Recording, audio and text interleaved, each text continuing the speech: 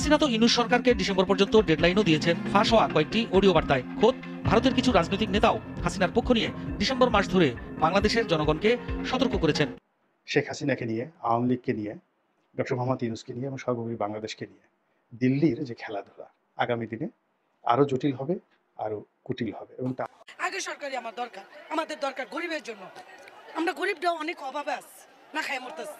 শেখ হাসিনার আমলে 1 কেজি আলুর দাম ছিল 40 টাকা, আর এখন 1 কেজি আলুর দাম হয়েছে 80 টাকা। যাকে দায়িত্বটা দিছে সে কেন পারবে না? তাহলে সেই গদিতে থেকে কি করবে? নাইমা যাক, সেনাবাহিনী এসে তাদেরকে দায়িত্ব উঠে তার তো থাকার কোনো মানে হয় না, সেই নাইমা যাক। একটা কঠিন ক্রান্তিকাল পার করছে আমরা বাংলাদেশের জনগণ।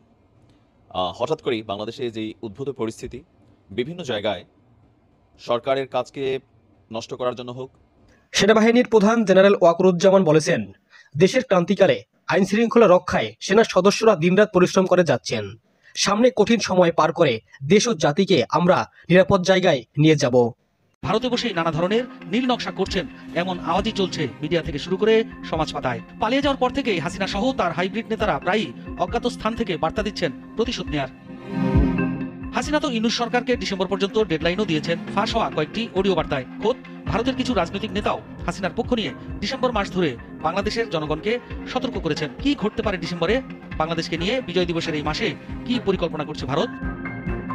শেখ হাসিনা চিরকাল ক্ষমতায় থাকবেন না এটা জানা থাকলেও হাসিনা সরকারের পতন যে এত তাড়াতাড়ি আসবে সেটা খোদ ভারতও ভাবতে পারেনি। আওয়ামী লীগের বিরুদ্ধে ক্রমবর্ধমান জনরোষ ভারতের জন্য একটি নিরাপত্তাগত দ্বিধা ও সংকট তৈরি করেছে। বিশ্বের কোনো দেশই হাসিনাকে আশ্রয় দিতে চায়নি, যে কারণে হাসিনা ইস্যুতে খানিকটা বিপাকেই পড়েছিল ভারত। পরে উপায় না পেয়ে হাসিনাকে অতিথি বলে নতুন পরিকল্পনার পথে হাঁটে মোদী সরকার। তবে এখনো তাদের সেই পরিকল্পনা স্পষ্ট নয়। সম্প্রতি শেখ হাসিনার কণ্ঠে বেশ কয়েকটি ফোনালাপ ছড়িয়ে পড়ে সামাজিক যোগাযোগ মাধ্যমে। নেটিজেনরা দাবি করছেন, ভারতে বসে শেখ হাসিনা দেশে অস্থিতিশীল পরিস্থিতি সৃষ্টির জন্য নেতাকর্মীদের বিভিন্ন নির্দেশনা দিচ্ছেন। সেসব ফোনালাপই ঘুরছে সোশ্যাল মিডিয়ায়, যার একটিতে শেখ হাসিনার কণ্ঠে একজনকে বলতে শোনা যায়, ডিসেম্বর পর্যন্ত অপেক্ষা করতে হবে।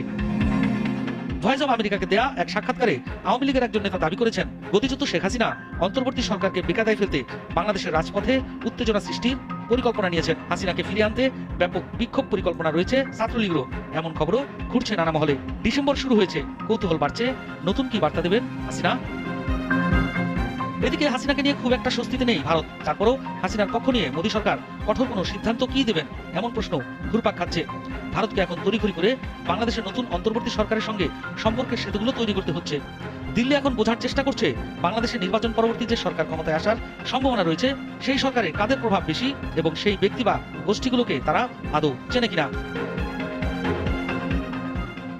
ভারত দিব্যি বুঝে ফেলেছে বাংলাদেশের রাজনীতিতে আওয়ামী লীগের ভবিষ্যৎ আপাতত অন্ধকার। সেই বাস্তবতা থেকে বিকল্প কোনো রাজনৈতিক শক্তির সঙ্গে সম্পর্ক স্থাপন করার পরিকল্পনা মাথায় রেখেছে ভারত। সব মিলিয়ে ভারতের পরবর্তী পরিকল্পনা কি হতে পারে তা নিয়ে অনুসন্ধান চলছে নানা মাধ্যমে। ক্রান্তিকাল পার করছি আমরা বাংলাদেশের জনগণ। হঠাৎ করেই বাংলাদেশে যে উদ্ভূত পরিস্থিতি, বিভিন্ন জায়গায় সরকারের কাজকে নষ্ট করার জন্য হোক, দেশের সাধারণ মানুষকে ডিস্টারবেন্স করার জন্য হোক, বিভিন্ন সেক্টরের বিভিন্ন শ্রেণীর বিভিন্ন মানুষ, সেখানে ছাত্র থেকে শুরু করে একজন সাধারণ রিক্সাওয়ালা পর্যন্ত, সচিবালয় থেকে শুরু করে একদম গৃহিণী পর্যন্ত, প্রত্যেকেই তাদের নানান দাবি দেওয়া। মতের বিরুদ্ধে গেলে মব জাস্টিস, মন চাইছে কারো মাজার পোড়াই দিব, মন চাইছে কারো প্রতিষ্ঠান ভেঙে ফেলবো। তো এই যে একটা বিভীষিকাময় অবস্থান দেশে চলছে, ছাত্ররা ছাত্রদেরকে মারছে, কলেজ ভাঙছে, শিক্ষাঙ্গন লুট করা হচ্ছে, মানে সবকিছু মিলিয়ে একটা অদ্ভুত অবস্থায় এই মুহূর্তে বাংলাদেশ চলছে। তো এই মুহূর্তে এই দেশের সংকটময় অবস্থাকে উত্তরণ করতে সবচেয়ে বেশি ভূমিকা জরুরি দরকার হচ্ছে সেনাবাহিনীর। আর আমাদের আইন শৃঙ্খলা বাহিনী, পুলিশ, তাদেরও ভূমিকাটা খুবই জরুরি। তো আমরা আমাদের টোটাল আইন শৃঙ্খলা বাহিনীর যে সদস্যদের অ্যাক্টিভিটিস আছে সেখানে মাঝে মাঝে আমাদের কাছে মনে হচ্ছে যে আরেকটু বেটার হলে পারতো, কিন্তু কোথাও না কোথাও হচ্ছে না। তো এই উদ্ভূত পরিস্থিতি, ইভেন যেই চলমান সহিংসতা বৃদ্ধি পাচ্ছে, এগুলো নিয়ে আজকে সেনাপ্রধান একটা বিশেষ বার্তা দিয়েছেন জাতির উদ্দেশ্যে। দর্শক, সেনাবাহিনীর প্রধান জেনারেল ওয়াকারুজ্জামান বলছেন, দেশের ক্রান্তিকালে আইন শৃঙ্খলা রক্ষায় সেনা সদস্যরা দিনরাত পরিশ্রম করে যাচ্ছেন। সামনে ডিফিকাল্ট সময় পার করে, তার মানে এখানে নানান ধরনের ঘটনা কিন্তু দেশি বিদেশি নানান ষড়যন্ত্র কিন্তু আমরা এই মুহূর্তে দেখছি বাংলাদেশকে নিয়ে চলছে। তো সেনাবাহিনীর কাছে অবশ্যই গোয়েন্দা তথ্য আছে, তারা বলছেন সামনে কঠিন সময় পার করে দেশ এবং জাতিকে আমরা নিরাপদ জায়গায় নিয়ে যেতে চাই। বাংলাদেশ সেনাবাহিনী বরাবরই যা করে, যদিও আমাদের এই সেনাপ্রধান সহ বিভিন্ন সেনা ঊর্ধ্বতন কর্মকর্তাদের নিয়ে নানানভাবে অনেক ভিডিও বার্তা তৈরি হচ্ছে, আবার যারা সোশ্যাল মিডিয়া কিং আছেন তারা অনেককে নিয়ে অনেক তথ্য দিচ্ছেন, যার কারণে অনেকের মধ্যে এগুলো নিয়ে নানান ধরনের পজিটিভ নেগেটিভ কিন্তু একটা অবস্থান তৈরি হচ্ছে। এছাড়াও সেনাপ্রধান বলছেন যে সেনাবাহিনী দেশের ক্রান্তিকালে অনেক ভালো কাজ করে যাচ্ছে, দেশ ও জাতি এই বাহিনীর কাছে কৃতজ্ঞ। আর দিনরাত সেনা সদস্যরা দেশের আইন শৃঙ্খলা রক্ষায় পরিশ্রম করে যাচ্ছেন। এছাড়া দেশ ও জাতি গঠনের বিভিন্ন কাজে বাংলাদেশ সেনাবাহিনী নিয়োজিত রয়েছে। ইউএনএ মিশনে বিশ্ব শান্তি রক্ষায়ও বাংলাদেশ সেনাবাহিনী কাজ করছে। তো সামনে একটা ডিফিকাল্ট সময় পার করতে হবে। এখন এই ডিফিকাল্ট সময়টা আসলে কি, তবে আমরা আজ করতে পারতেছি যে নানান উদ্ভূত বা কাঙ্ক্ষিত অনাকাঙ্ক্ষিত অনেক পরিস্থিতি মুহূর্তের মধ্যে তৈরি হয়ে যাচ্ছে। আর এই মুহূর্তে পুলিশের তুলনায় সেনাবাহিনী আসলে ফ্রন্ট লাইনে কাজ করছে বেশিরভাগ জায়গায়। পুলিশ একা অনেক জায়গায় অপারেশন করতে গেলে ভয় পাচ্ছে, বিশেষ করে কোনো জটলা, কোনো জনসমাগম, এই ধরনের অ্যাক্টিভিটিসগুলোতে। তো তিনি বলছেন যে আমরা যেন দেশ এবং জাতিকে একটা ভালো জায়গায় ও নিরাপদ জায়গায় নিয়ে যেতে পারি, আমাদের জন্য দোয়া করবেন। তিনি জনগণদের উদ্দেশ্যেও একটা বক্তব্য দিয়েছেন যে যদি বাংলাদেশের জনগণ সবাই একসাথে কাজ করে তাহলে ইনশাল্লাহ এই ক্রান্তি লগ্ন থেকে সমগ্র দেশকে উদ্ধার করতে সক্ষম হব, বাংলাদেশে শান্তি সুশৃঙ্খল ভবিষ্যতের দিকে আমরা নিয়ে যেতে সক্ষম হব। তো তিনি সেখানে আমাদের 1971 সালের সেই মহান মুক্তিযোদ্ধাদেরকেও ধন্যবাদ দিয়েছেন যে আপনারা জাতির শ্রেষ্ঠ সন্তান বা বিভিন্ন বিষয়ে। তো এখানে নানান ধরনের ছিল, আমরা যদি দেখি এটা একটা প্রোগ্রামের মধ্যে তিনি বক্তব্যটা দিয়েছিলেন। সেই প্রোগ্রামটা হচ্ছে আমরা একটু দেখি, ঢাকা সেনানিবাসের আর্মি মাল্টিপারপাস কমপ্লেক্সে বীর মুক্তিযোদ্ধাদের সেনা সদস্যদের সংবর্ধনা, সেনাবাহিনীর ক্রান্তিকালীন পদক অনুষ্ঠানে তিনি এই কথা বলেছেন। তো এই মুহূর্তে আসলে কিন্তু বাংলাদেশকে নিয়ে বুঝতে পারি না যে কার অবস্থানটা কি। যারা এতদিন মনে হয়তো বাংলাদেশের পক্ষে কাজ করছেন, মাঝে মাঝে তাদের অ্যাক্টিভিটিস দেখলেও মনে হয় যে অস্থিতিশীল পরিস্থিতি আরো বাড়াতে চাচ্ছেন, কমানো না। এমনি একটা ভঙ্গুর অবস্থায় চলছে দেশ, সেখানে হুট করে একটা জাতিকে বা একটা গোষ্ঠীকে দাঁড় করাই দেওয়া একটা সিচুয়েশন, আপনারা বুঝতে পারছেন ওরা মেন। তো এগুলো থেকে আল্লাহ যেন বাংলাদেশকে রক্ষা করে, কারণ ওই ঘটনাগুলোতে যারা ফেস করে তারা কিন্তু বিপদে পড়ে। আবার আমরা দেখছি পুলিশকে আজকে 2জন সার্জেন্টকে পিটানো হয়েছে। কেন? 2 সিএনজিওয়ালা, তাদের লাইসেন্স নাই, মামলা দিছে, উল্টা সার্জেন্টের পিটিয়ে চলে গেছে। আপনি বোঝেন যে কোন অবস্থায় চলে গেছে দেশ। বাট এগুলোর জন্য শক্ত হাতে আইন শৃঙ্খলা বাহিনীকে মানে পারফরমেন্স করতে হবে। সেটার জন্য তাদেরকে নৈতিক মনোবল বাড়ানোর জন্য হোক, কাউন্সিলিং করা হোক, কোনো পাওয়ার দেওয়া হোক, সকল কিছু মিলে একটু কিন্তু এটা করতে হবে। যখন আপনার নিজের উপরে পড়বে, নিজের পরিবারের উপরে পড়বে, নিজের ছেলে মেয়ে সন্তান ভবিষ্যৎ ব্যয়ে আপনার ব্যবসার প্রতিষ্ঠান ক্ষতিগ্রস্ত হবে, তখন মনে হবে আগেই তো ভালো ছিল। বাট এগুলাকে কন্ট্রোল করতে পারলে এখনো ভালো হবে, বা শুরুটা করা দরকার।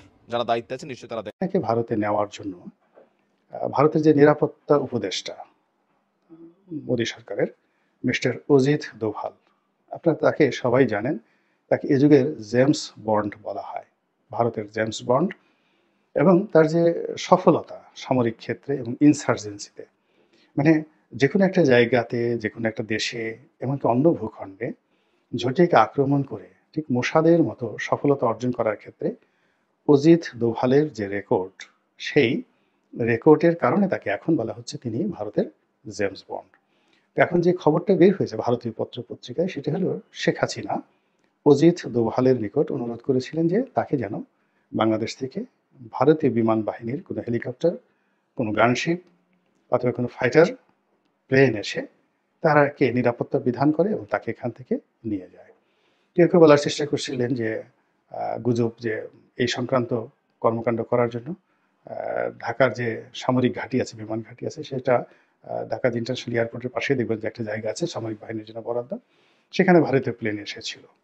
আবার কেউ কেউ বলার চেষ্টা করছেন যে অজিত দোভাল বাংলাদেশের অভ্যন্তরে ভারতীয় বাহিনীকে ঢুকিয়ে, ভারতীয় বিমানকে ঢুকিয়ে তিনি আন্তর্জাতিক অঙ্গনে তিনি ভারতকে বিতর্কিত করতে চাননি। ফলে তিনি তার কূটনীতিকে প্রয়োগ করে, তিনি তার ডিপ্লোম্যাসিকে প্রয়োগ করে বাংলাদেশের যারা কর্তৃপক্ষ, বিশেষ করে সামরিক বাহিনী, তাদেরকে অনুরোধ করেছিলেন শেখ হাসিনাকে নিরাপদে ভারতের মাটিতে পৌঁছে দেওয়ার জন্য। এবং সেটাই হয়েছে। এবং এটি অজিত দোভালের একটি, যাকে বলা হয় সফলতা, যে তিনি এখানে একটি বুলেট খরচ করেননি, কোনো ফুয়েল খরচ করেননি, এবং আন্তর্জাতিক অঙ্গনে এই বিষয়টি নিয়ে শেখ হাসিনাকে আশ্রয় দেওয়া এবং বাংলাদেশ থেকে নেওয়া নিয়ে একটা টু শব্দ, নেতিবাচক শব্দ ভারতের হয়নি। অথচ নর্মালি যেটি হওয়ার কথা ছিল, সবাই বলার চেষ্টা করছেন যে শেখ হাসিনা অজিত দোভালকে টেলিফোন করে আশ্রয় চেয়েছেন, তাকে এখান থেকে উদ্ধার করার জন্য নিবেদন করেছেন, এবং অজিত দোভাল এটিতে সাড়া দেননি। তো এর প্রেক্ষিতে আবার সেই ভারতের মাটিতেই দেখা গেল যে। এতক্ষণ ভিডিওটি দেখার জন্য আপনাকে অনেক ধন্যবাদ। এদিকে সেনাপ্রধান বলেন সেনাবাহিনী দেশের ক্রান্তিকালে অনেক ভালো কাজ করে যাচ্ছে, দেশ ও জাতি এই বাহিনীর কাছে কৃতজ্ঞ। দিনরাত সেনা সদস্যরা দেশের আইন শৃঙ্খলা রক্ষায় পরিশ্রম করে যাচ্ছেন। এছাড়া দেশ ও জাতি গঠনের বিভিন্ন কাজে আমরা নিয়োজিত আছি। ইউএন মিশনে বিশ্ব শান্তি রক্ষায় আমরা কাজ করে যাচ্ছি। ডিজাস্টার রিলিফেও কাজ করছি এবং আমরা পারদর্শিতা অর্জন করছি। ধন্যবাদ সবাইকে।